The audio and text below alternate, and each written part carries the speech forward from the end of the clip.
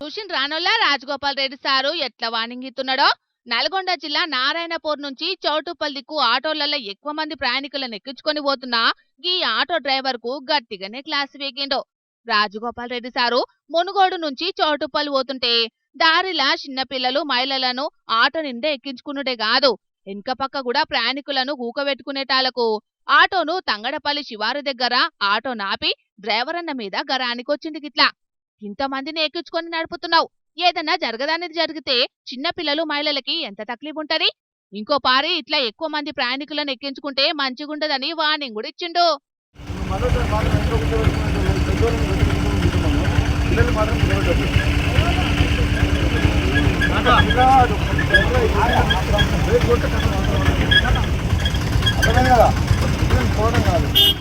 ఇక ప్రయాణికులు కూడా భద్రత గురించి ఆలోచించకుండా ఎక్కువ మంది ఎక్కిపోవుడు మంచిది కాదని చెప్పిండు.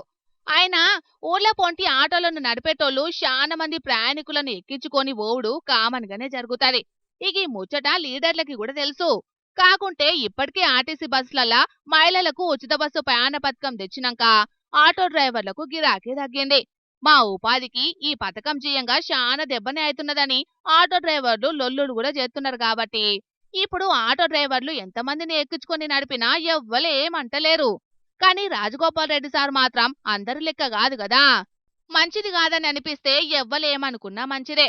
అది ప్రజలైనా అధికారులైనా లీడర్లైనా గిట్లనే కడిగి పారేస్తారని అనబట్టిండ్రు రాజన్న అభిమానులు.